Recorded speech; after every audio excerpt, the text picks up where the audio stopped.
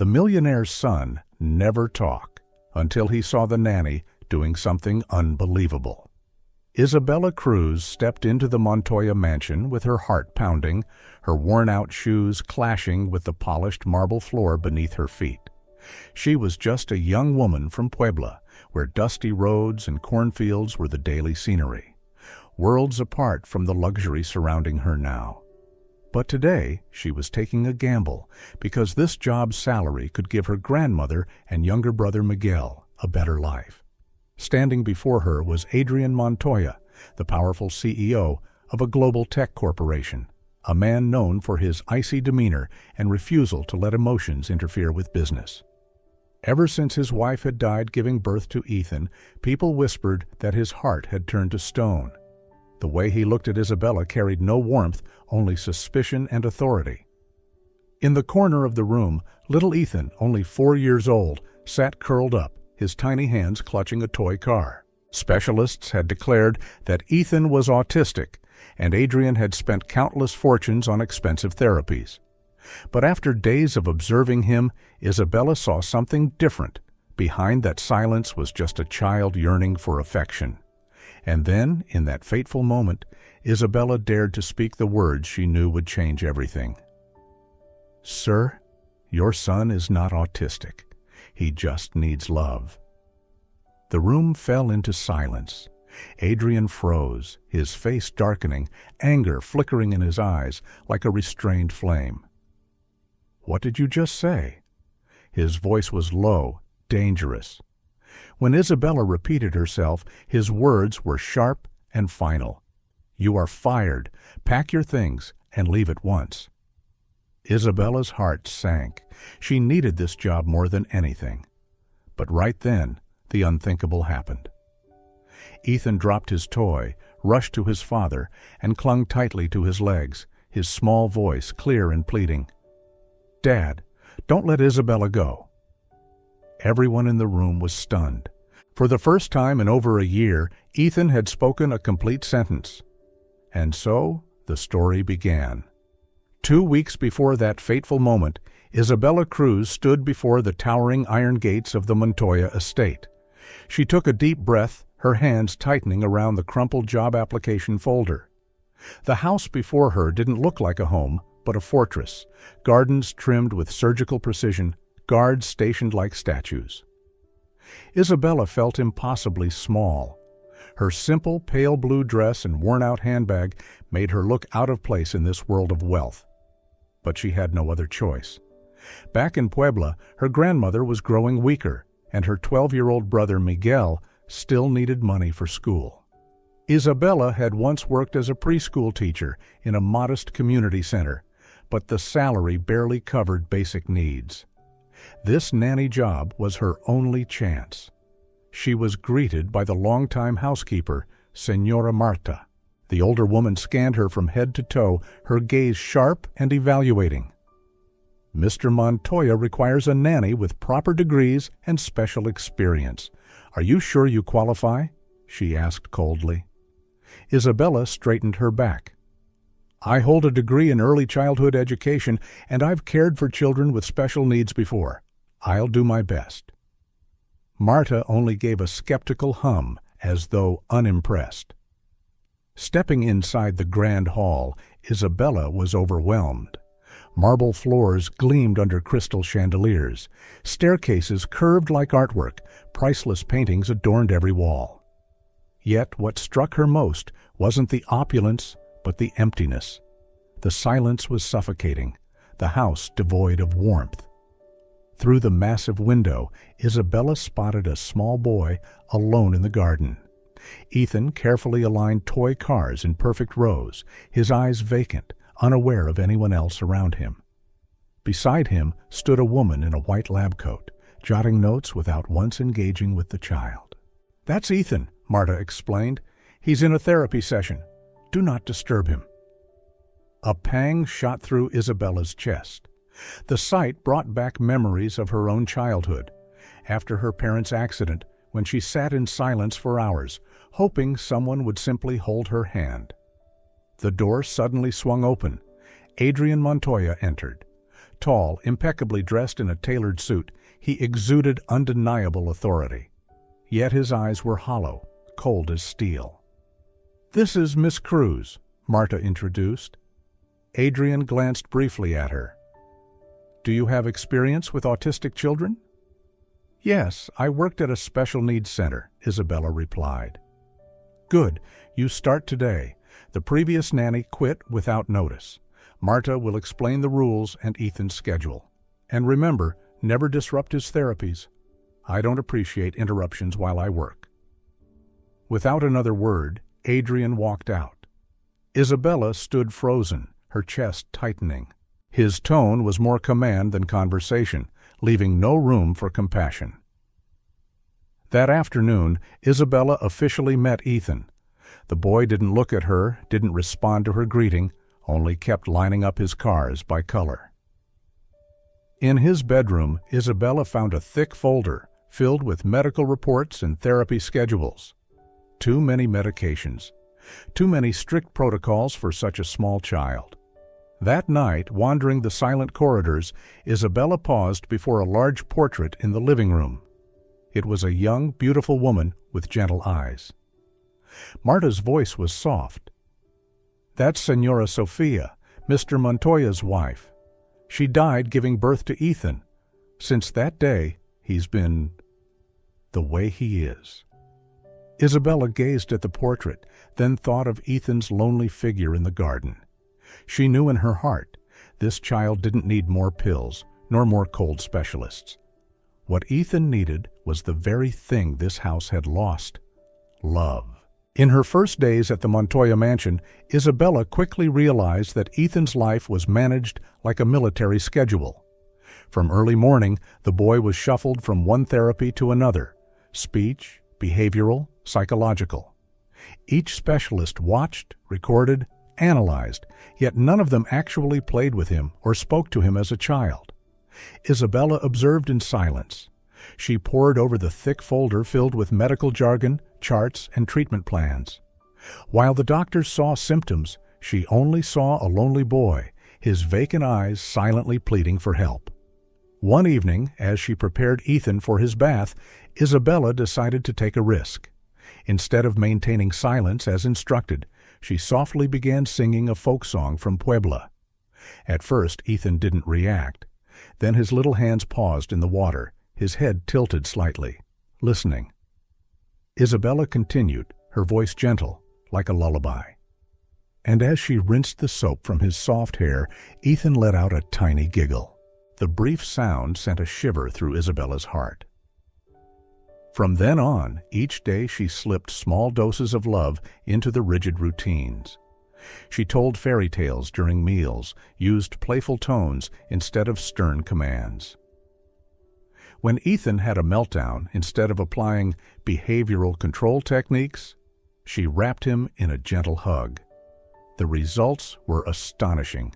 The tantrums became fewer. Ethan started holding her gaze, even if just for seconds. Once he reached out and handed her a toy, an act so simple yet more valuable than any clinical report. Of course, not everyone was pleased. One therapist eyed her with disapproval. "You shouldn't disrupt the protocol. Hugging only reinforces negative behavior."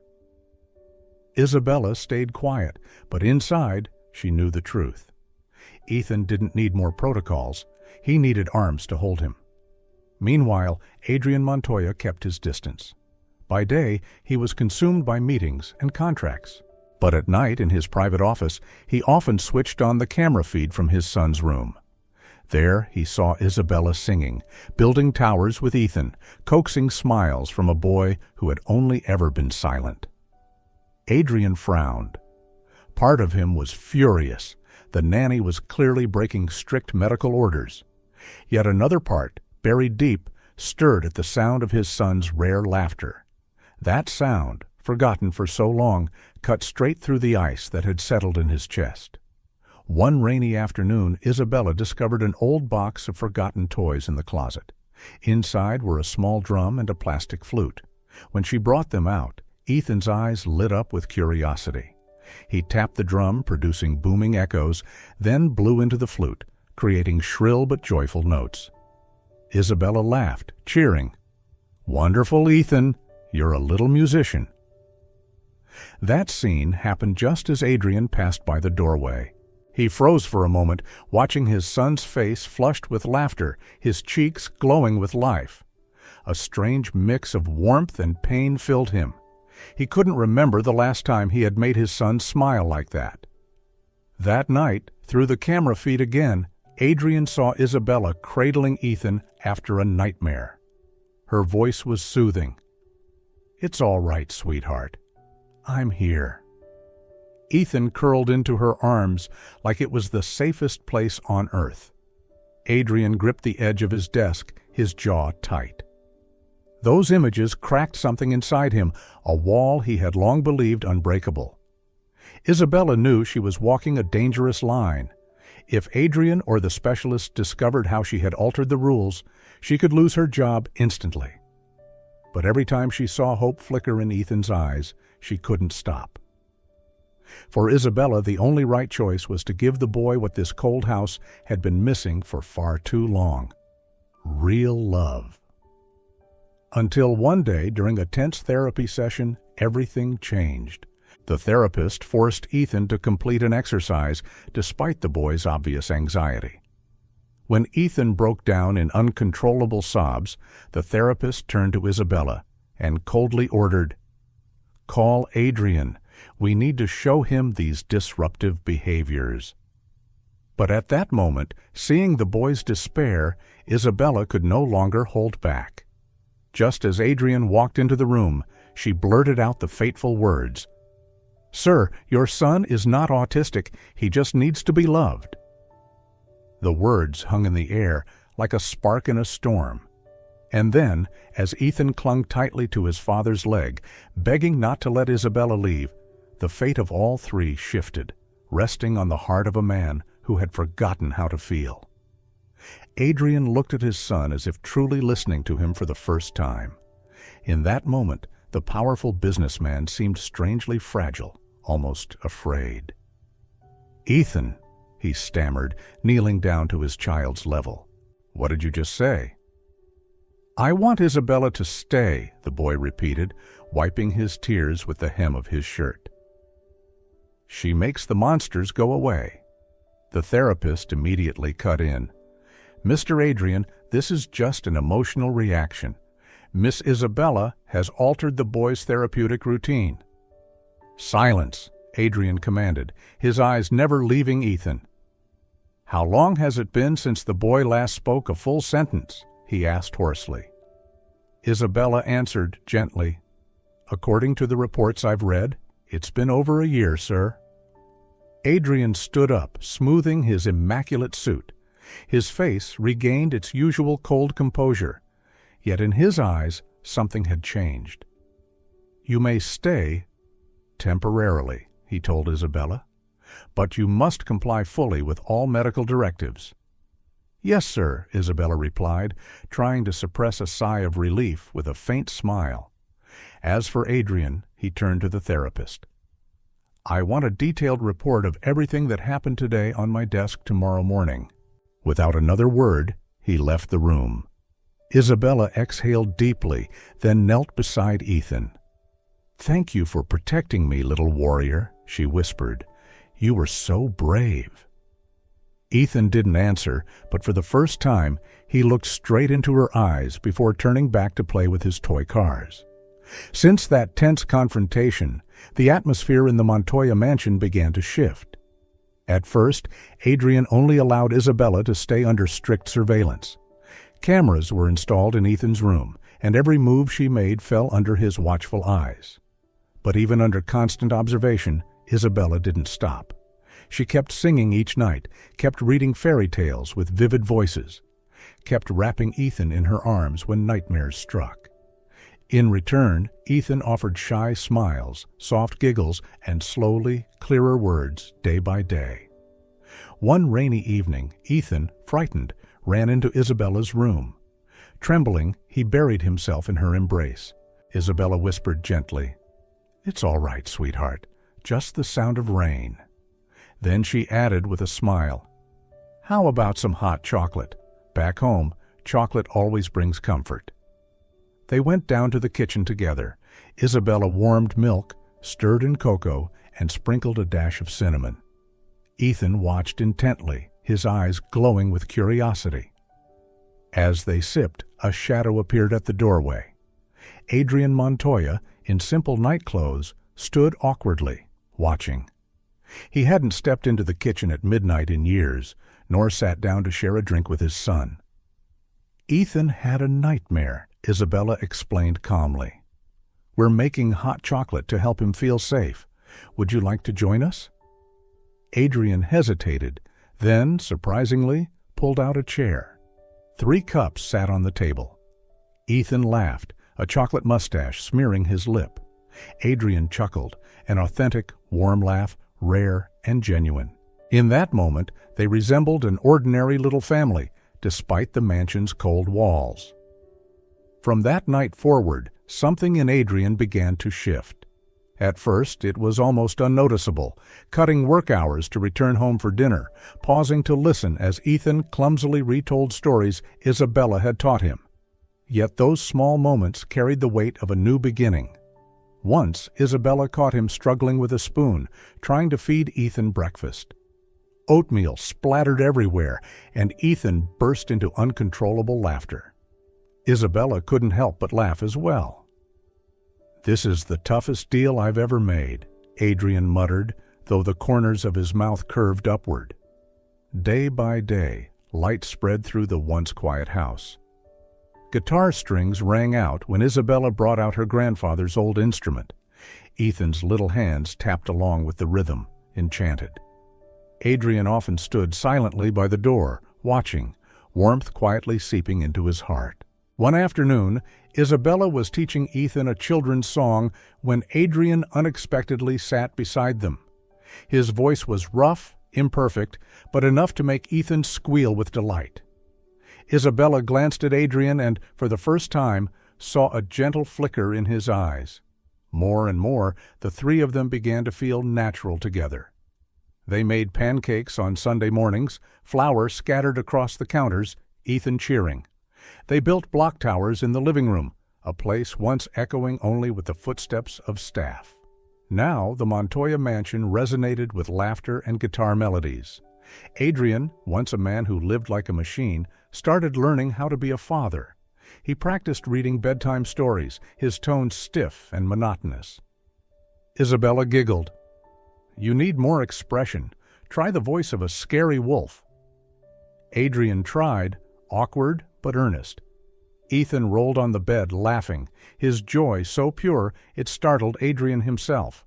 He looked at his son, wonder mingling with happiness. He had never seen Ethan so alive. For Isabella, every day felt like a small miracle. Each smile, each glance, each hesitant word from Ethan was proof that love could transform everything. But what surprised her most was Adrian's gaze.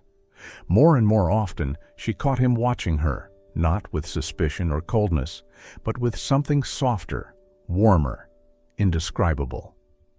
Isabella realized something profound was forming, not just for Ethan, but for Adrian Montoya himself, a man who had forgotten how to feel, now relearning, little by little, through the quiet power of love from an ordinary nanny. The fragile joy within the Montoya mansion did not last long. Day by day, Isabella felt the cold gaze of Doña Beatriz, Adrian's mother, fixed on her. The powerful woman, accustomed to lavish galas and rigid social standards, never hid her disdain. "Who do you think you are?" Beatriz once asked bluntly in the living room when they were alone. "A poor nanny from Puebla who dares to dream of stepping into the Montoya family?" Isabella bit her lip, saying nothing. She knew any response would only make things worse. Yet the scorn in Beatrice's eyes cut deep, leaving a lasting scar in her heart. That discomfort grew worse at the charity gala hosted by the Montoya family. Adrian, dressed in a flawless tuxedo, had unexpectedly asked Isabella to accompany him as Ethan's guardian. She reluctantly agreed, knowing full well the attention it would bring. As soon as she arrived, the whispers started. "Isn't that the nanny? She doesn't belong here." Probably trying to secure her future by seducing Adrian. Isabella kept her head high, but every word felt like a dagger piercing her chest. While Adrian conversed with business partners, she stood alone, feeling like an intruder in a world that wasn't hers.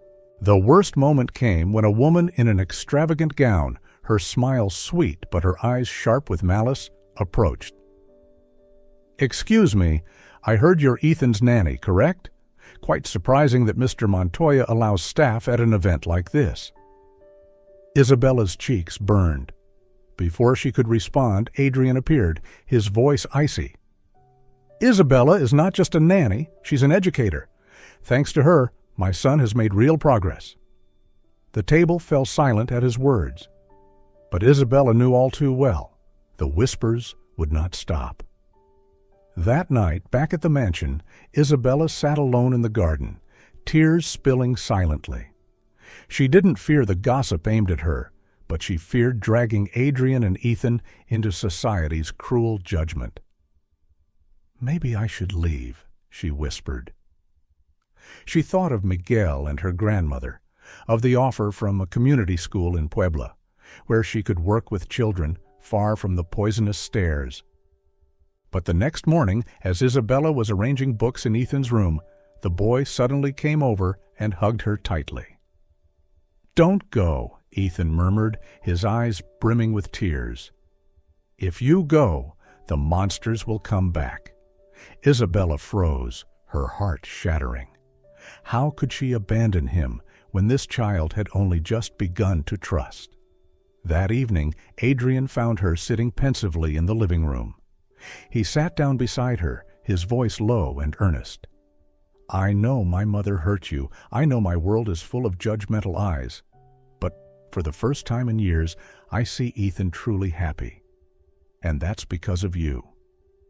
Isabella turned to him, her eyes glistening.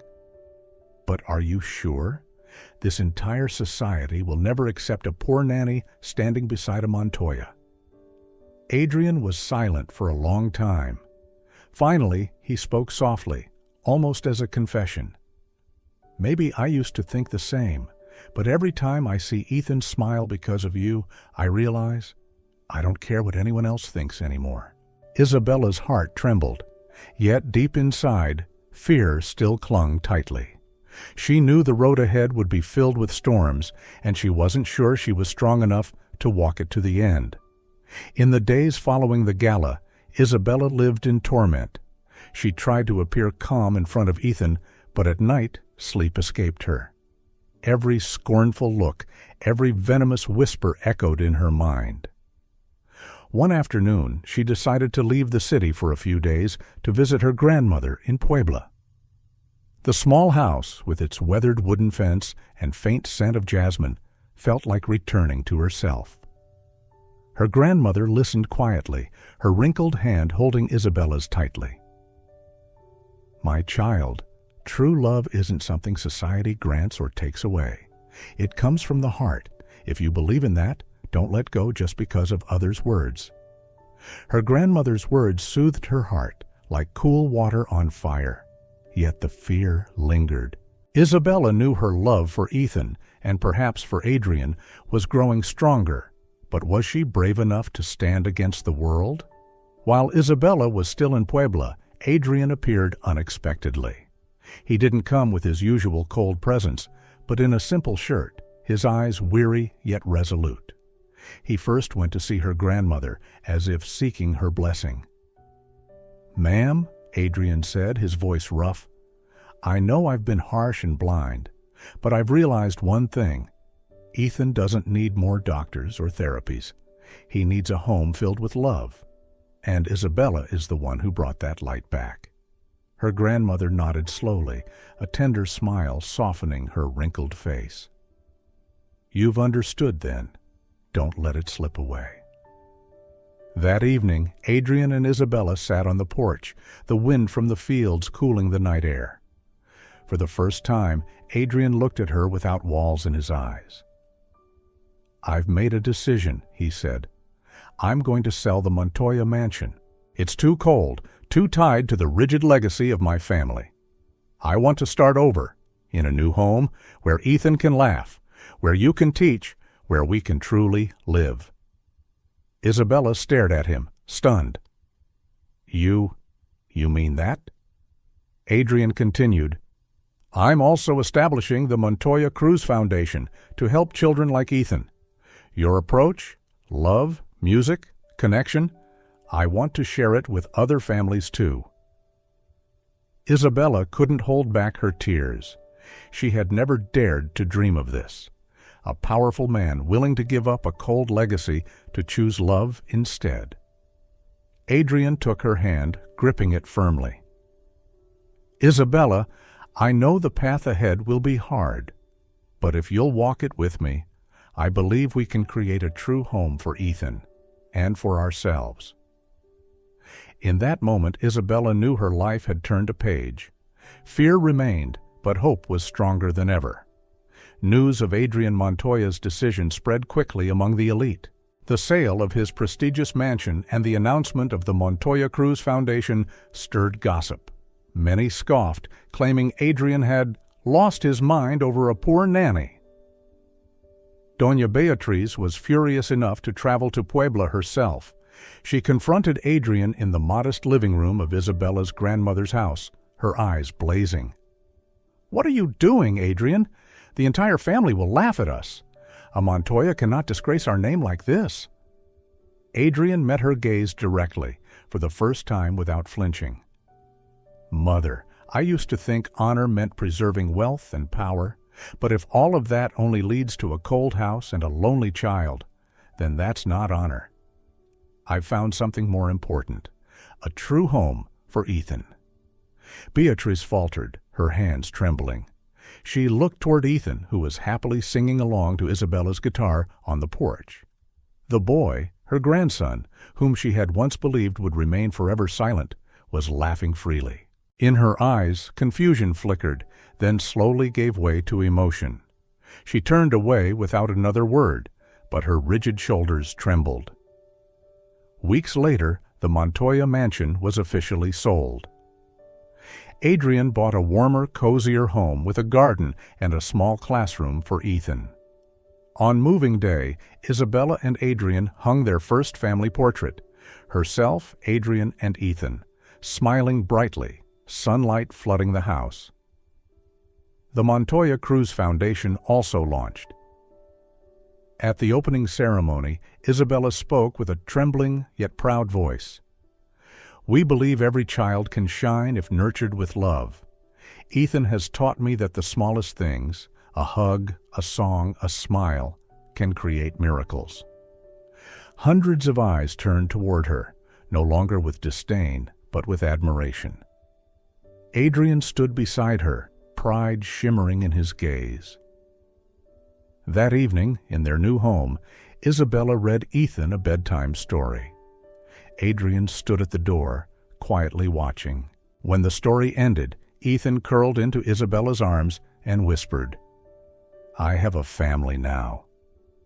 Adrian stepped forward, sitting beside them, wrapping both in his arms. For the first time in years, he no longer felt alone.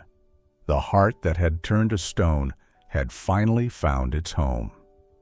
As the wind rustled through the garden, Isabella smiled softly. She knew the road ahead would still hold challenges, but they had each other, and that was enough to begin a new life, filled with light and love.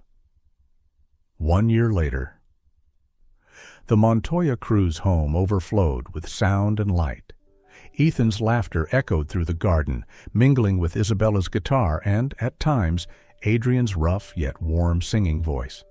In the small yard, Ethan ran freely, clutching a ball. He shouted, "Dad, Isabella, look at me!" Adrian laughed, tossing the ball back to his son, while Isabella clapped in encouragement. A simple moment, yet for them, it was nothing short of a miracle. In the afternoon, the three sat beneath a tree, sharing pastries Isabella had baked. Adrian read a book, Isabella stitched quietly, and Ethan rested his head on her lap, drifting into peaceful sleep. In that moment, there were no harsh family legacies, no cold walls, only a true home. The Montoya Cruz Foundation had also touched dozens of families. Children once labeled unchangeable were now smiling, singing, embraced with love. Isabella often attended the gatherings, and each time Adrian stood behind her, pride glowing in his eyes. One evening, as fireworks lit the Puebla sky, Isabella stood at the porch railing, the breeze brushing through her hair. Adrian stepped beside her, quietly taking her hand. "Isabella," he said softly, "if you had left that day, my heart would have stayed frozen. Thank you for staying." She looked at him, her smile tender, tears shimmering. "No, Adrian, it was Ethan who kept me here, and because of him, we found each other." They fell into silence, hearing only the hum of crickets and the rhythm of their hearts. The night sky bloomed with light, as if blessing a love that would last forever. And in his dreams, Ethan whispered, "I have a family now." This time, both Adrian and Isabella knew it was a truth that would endure for all eternity. One spring afternoon, as jasmine bloomed in the garden, Adrian called Isabella to the porch. On the small wooden table sat a simple bouquet of wildflowers and a velvet blue box. Adrian looked more nervous than in any billion-dollar deal. Taking a deep breath, he knelt on one knee before her. "Isabella Cruz," he said softly, voice trembling, "you brought laughter back to Ethan, and you gave me a new heart. I once believed I had lost the ability to love, but you showed me love never dies. Marry me and help me build this home forever." Isabella was stunned, tears falling like rain. She covered her mouth, her shoulders shaking. Ethan, who had been drawing nearby, looked up and shouted, "Say yes, Isabella! I want you to be my mom." Laughter and tears filled the porch. Isabella nodded again and again, unable to speak. Finally, she whispered through her sobs, "Yes, Adrian, I will." Those words sealed not only a promise, but a destiny. And so, weeks later, their wedding took place, simple and sincere, with no lavish gala, no powerful guests. Only close friends, family, and the joyful voices of children. Isabella wore a pure white dress, Adrian a modest suit. Ethan, proud and glowing, carried the rings. When Adrian slipped the band onto Isabella's finger, the small chapel erupted in applause. Time passed. A year later, the Montoya Cruz family welcomed a new member, a beautiful baby girl with bright, sparkling eyes. Ethan, now speaking much more, held his little sister carefully and whispered, "I'll protect you. I'm a big brother now." Isabella watched, her heart overflowing. Adrian stood beside her, wrapping his arms around her and murmuring, "This is the greatest treasure of my life." At dusk, the four of them sat together on the grass, Ethan kicking a ball, Isabella singing softly to the baby, Adrian watching them all with warmth in his eyes. The golden sunset bathed the garden, reflecting on their smiles. And the story closed with the simplest yet most perfect image. A family of four, hand in hand beneath the golden sky, their laughter echoing like music, where love had triumphed over distance, over judgment, and built not just a house, but an eternal home.